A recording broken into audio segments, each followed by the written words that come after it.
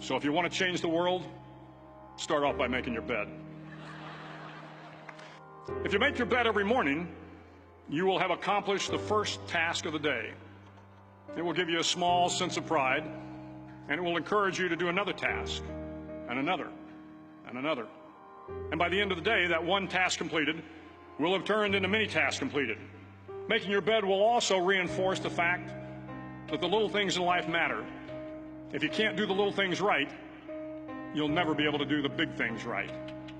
And if by chance you have a miserable day, you will come home to a bed that is made, that you made.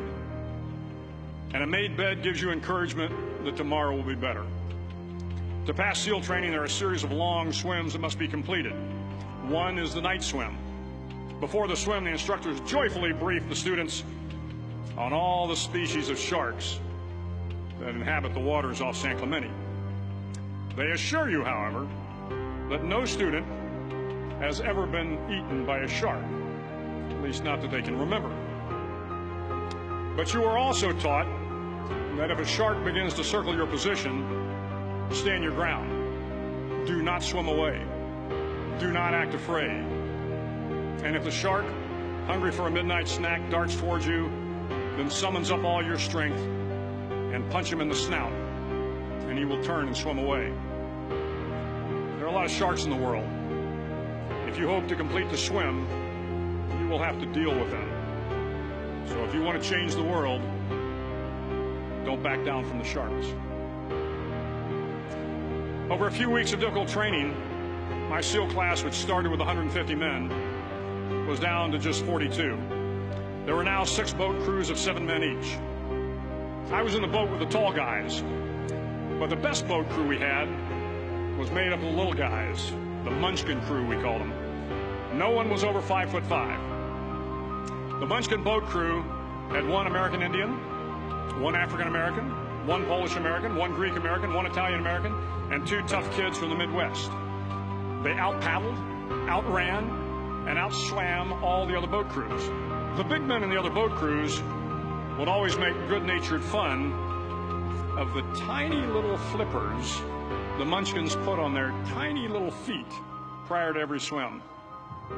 But somehow these little guys from every corner of the nation and the world always had the last laugh, swimming faster than everyone and reaching the shore long before the rest of us. SEAL training was a great equalizer. Nothing mattered but your will to succeed, not your color, not your ethnic background, not your education, not your social status. If you want to change the world, measure a person by the size of their heart, not by the size of their flippers. The 9th week of training is referred to as Hell Week.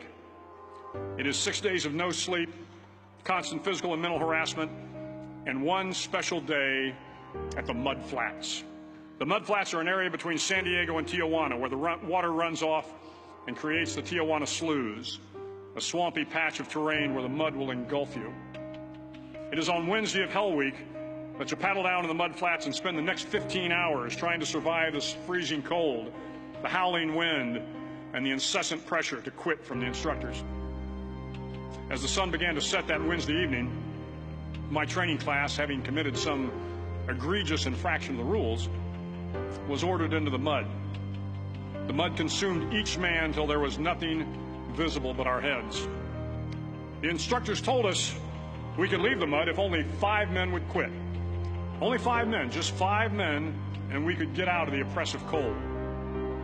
Looking around the mud flat, it was apparent that some students were about to give up. It was still over 8 hours till the sun came up. 8 more hours of bone-chilling cold. The chattering teeth and the shivering moans of the trainees were so loud, it was hard to hear anything. And then one voice began to echo through the night. One voice raised in song. The song was terribly out of tune, but sung with great enthusiasm. One voice became 2, and 2 became 3, and before long, everyone in the class was singing. The instructors threatened us with more time in the mud if we kept up the singing, but the singing persisted, and somehow the mud seemed a little warmer, and the wind a little tamer, and the dawn not so far away. If I have learned anything in my time traveling the world, it is the power of hope. The the power of one person, a Washington, a Lincoln, King, Mandela, and even a young girl from Pakistan, Malala. One person can change the world by giving people hope. So if you want to change the world, start each day with a task completed. Find someone to help you through life. Respect everyone. Know that life is not fair and that you will fail often. But if you take some risks, step up when the times are the toughest, face down the bullies, lift up the downtrodden, and never, ever give up. If you do these things, the next generation and the generations that follow will live in a world far better than the one we have today. And what started here will indeed have changed the world for the better.